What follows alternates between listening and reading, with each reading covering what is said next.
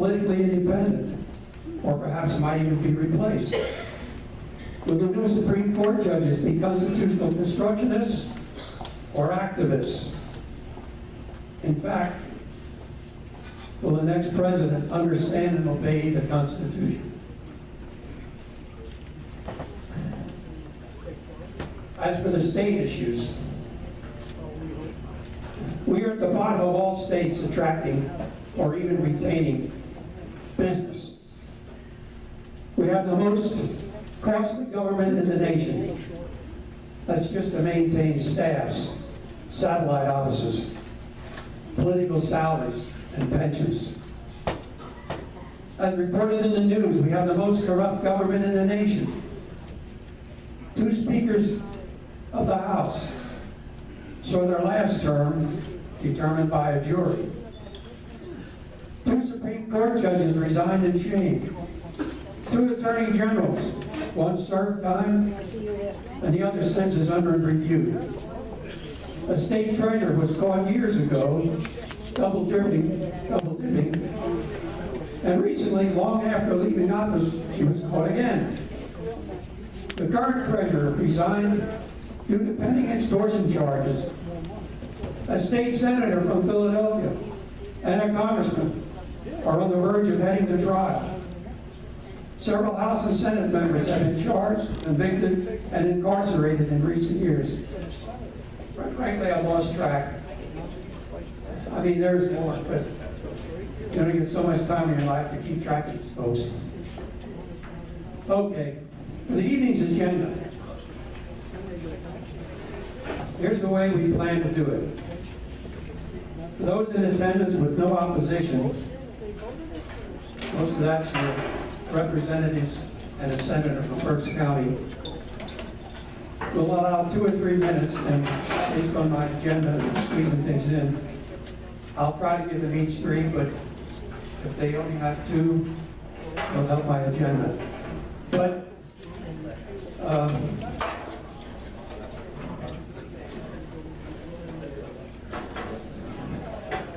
we'll not have time for Q&A for those without an appointment. We will provide each candidate with a table in the back. Those that wanted them, I see there's a lot of tables back there. And you'll have plenty of one-on-one time to talk with the candidates concerning your issues. As for the surrogates, we'll allow those representing a candidate with opposition, such as the President, the Senate, and a last-minute surrogate for the Attorney General. We'll allow them a little more time. The officers with candidates of all parties in attendance with opposition will have time to express their views or platform, and we'll have some Q&A time. In order to get as much substance disseminated as possible, a committee generated questions that we judged to be the most important at our volunteer questioners. Our volunteer questioners that we have seated up front, we'll be asking them. If we stay on schedule, we'll try to have a few in the audience, but with the amount of candidates we have, we're going to be tight. Now, the Pennsylvania House and Senate candidates, I'd like you to keep in mind something, as each one is free to say what they wish, but in their period of time, but remember our issues that we've hammered on for years. Property tax, paycheck protection, right to work, prevailing wage on publicly funded projects, voter ID, gun rights, and pension reform. I looked at the voting record as far back as 1987. Some of these House members this evening were not there then, but there were votes taken between then and now. They voted themselves several pay raises and COLA increases. In fact, now they voted themselves a perpetual COLA, where they get a raise every year without having to vote on it. Another issue for Article 2, Section 8.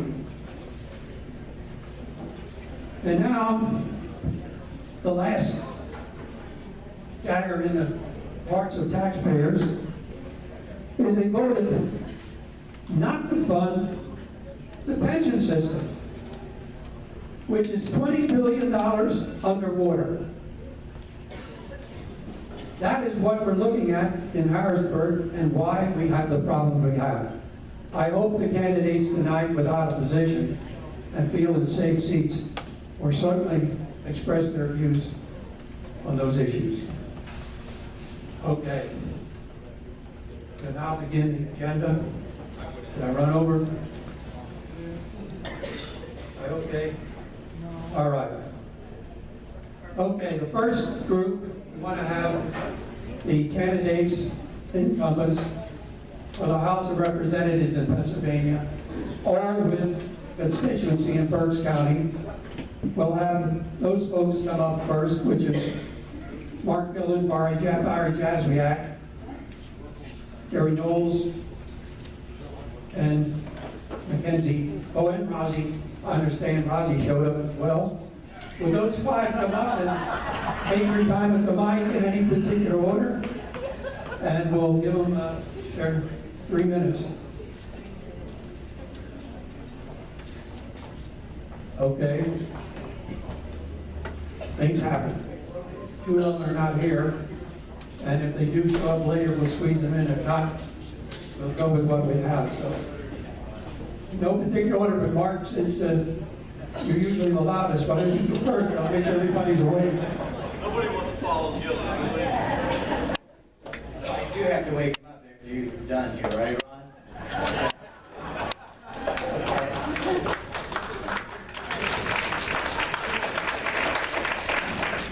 Was you clapping for me or because I made a joke about Rod?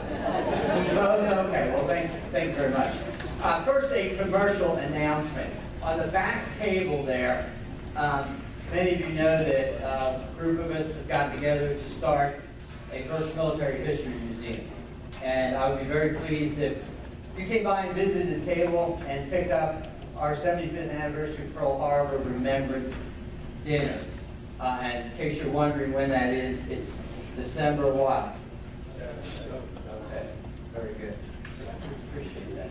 2016, this year. You know, as I look around this room, I see Jim Boyer over there. I got a room full of friends. I feel very fortunate when I come here, how well you treated me. My wife is back at the table. We decided to spare you the children tonight. When you've got 5 daughters and they start at 3 years of age, they start getting running around, and I know you have a shush sign in the back there. But, you know, I see Jim. We have a special fraternity here. It was a number of years ago. A little picnic table showed up when we were in Modenborough, and our children have been younger then. And Jim just decided, you know, he loved us enough that he was going to make us a little picnic table. And that's the kind of relationship that we have around this room. I'm very fortunate. I'm very grateful to have friends like you folks. And I can say many things as I look all around the room. Can I just mention a couple things? You know, when you have 2-year-olds in your house for a long period of time, and when I ran for the legislature, I had a 2-year-old that was Liberty running around the house, and now this year we had another 2-year-old. She just turned 3 running around the house. Now, what is the preeminent word that you learned from a 2-year-old? That's no. Okay. Well, you know what I decided? I was going to put the 2-year-old special phrase, unique phrase, constant phrase into operation when I went into the legislature. Now, in Rod's opening speech, remarks that he made, he mentioned legislators, and rightfully so. But this group of legislators wasn't around for many of the things that were described in terms of pension votes, pay raise votes, etc. But when I went to the legislature 5+ years ago, you know what I decided? I was going to say no. They handed me a slip of paper and they asked me what kind of a car that I wanted that you were going to pay for, and I said no. Actually, I said I'd like a '94 Buick. So we don't have it. I said no, but I have one, and that's what I'm going to drive. You have to learn how to say no in the Pennsylvania legislature. They told me that I was...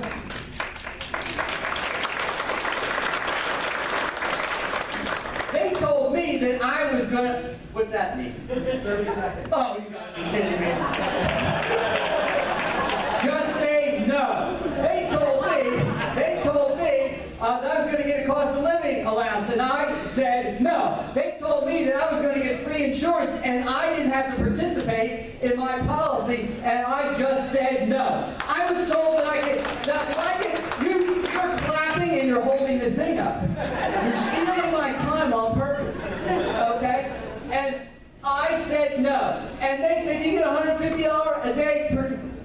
That's pink, it's not red. They said you get $150 a day per diem, and I said no. But you know what? There's some things that we say yes to. And that's honoring our veterans community, eliminating property tax once and for all.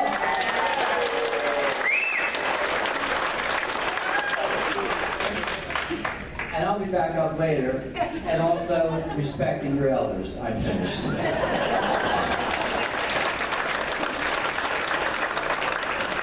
Bruce Wallace had a problem last night. What do we got now? Mark, you want to take the crack at it? Wow. Well, I tell you what. Listen, I learned another word, from my wife. And I was supposed to be in West Virginia tonight to see my daughter. She's a freshman at West Virginia University. And a couple days ago, my water heater busted in the basement. And I had water all over the place. And my wife looked at me and said, "Are you going to replace this?" And I said, "Yes." She said, "The water salt is not working either. Are you going to replace that?" And I said, "Yes." So, yeah, you might have a 2-year-old or a wife. All I know is happy wife, happy life. So, absolutely. Now, we talked about property tax elimination. I'm one of the co-sponsors on the bill with Jim Cobbs and Carol. As some of you guys know, I've been fighting the child abuse, sexual abuse in Pennsylvania as well. That's been one of my centerpieces. And I'm proud to say that when the bill passed out of the House 180 to 15, every member of my Berks County delegation voted with me to protect children in the state of Pennsylvania. And I just want to say thank you to all of them. It means the world to me. As I promise, I'm not going to fight until we get this bill across the finish line. That's the bottom line. And of course, just to touch on a couple issues, Second Amendment on there, endorsed by the FOAC, NRA, and I'm proud about that. And, sometimes you don't think about it, about carrying and that kind of stuff, but even with some of my legislation, this child abuse issue, I got some death threats and some threats against me. You better believe it that when I go certain places, I have to carry. Because you just never know. And, I'm going to protect myself and my family first. That's bottom line. When I was down in West Virginia a couple weeks ago, visiting my daughter, we had to go grocery shopping because she got tired of eating all the college food, right? And she's like, "Mom, please cook for me." And we got a place that we rented that had a kitchen. And my wife drove me to the grocery store, which is Kroger's down there, right? Amazing store. And, one of the things that we've been working on in Pennsylvania is this liquor privatization.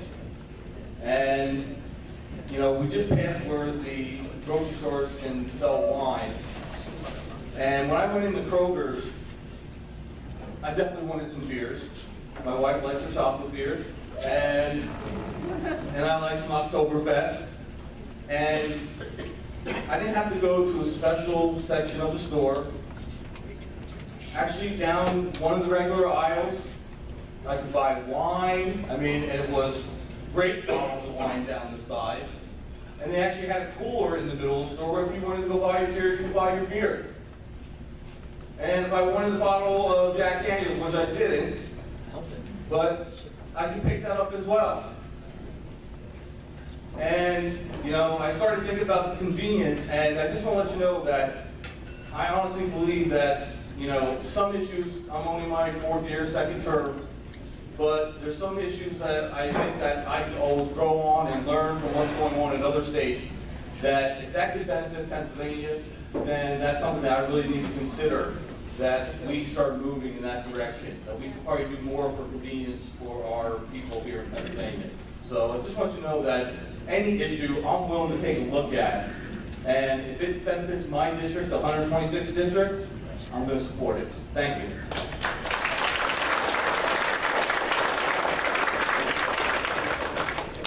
All right. Well, thank you, Rod. I want to thank the Patriots for inviting us back. For those of you that don't know me, I'm Ryan McKenzie. I'm a state representative in portions of Lehigh and Berks counties, and I do want to again thank you for inviting us out. It's such a great crowd. I think I've been here 3 or 4 years in a row for candidates nights, and at different times for other events throughout the years. So wanted to come before you and just give you a little bit of an update on what's going on, what I see happening in Harrisburg. And what I see is that we continue to go down this path of facing a liberal governor, Tom Wolf, who wants to push his tax and spend agenda, wants to push regulations down on small businesses and government, and wants to take away your individual rights. And the House of Representatives, at least our Republican caucus, is the one who is constantly pushing back on that liberal agenda here in Pennsylvania.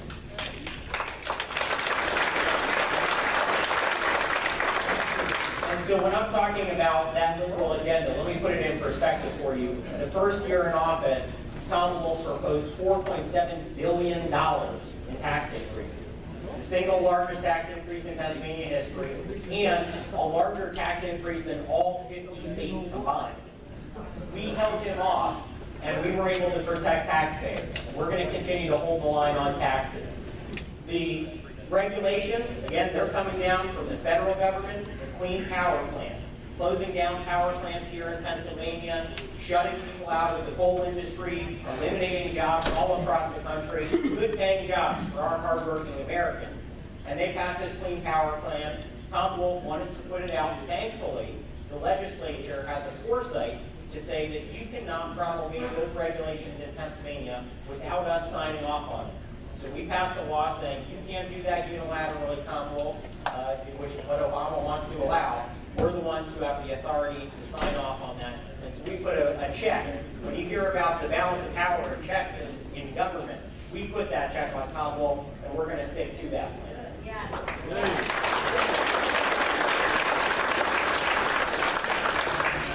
Now, I did want to hit on some of the topics that Rod mentioned, just because I think they are important. Another one is paycheck protection. Paycheck protection, again, you want to talk about protecting an individual's rights. They shouldn't have their pay deduct coming out through a government system, a deduction for their union. They should have an individual right to decide whether or not they want to send that money in. And if they want to make that decision, by all means, that's their choice, that's their freedom, they should have the ability to do that. But we should not be mandating that our individuals do it, and certainly not through a government-paid payroll deduction system. Finally, I do want to say, again, we're always fighting to hold the line on taxes, regulation, and individual rights, but also the Second Amendment. We know the Second Amendment is under fire here. It's not just from the federal government, it's at the state and local level as well. All across the state, they want to try and pass local ordinances to take away your gun rights. And again, at the state level, we are standing up and saying, we are not going to allow that here in Pennsylvania. We're trying to pass, again, local ordinance preemption to say that you cannot do that at the local level. That's our state authority, and we're going to hold to protecting your Second Amendment rights. So with that, I want to thank you guys for coming out tonight. Have a good evening. Thank you. All right, Dave Maloney said he couldn't be here, and he told me I could have this time. There you go. No, thank you all so much for what you do. This organization is to be commended for the way that you lobby, and that's so important that you lobby as individuals for conservative issues that are important to you. Real quickly, I want to talk about a bill that I have that has gotten over the first hurdle, and that is reducing the size of the House of Representatives, and it would go from 203 to 151. The nice part about it is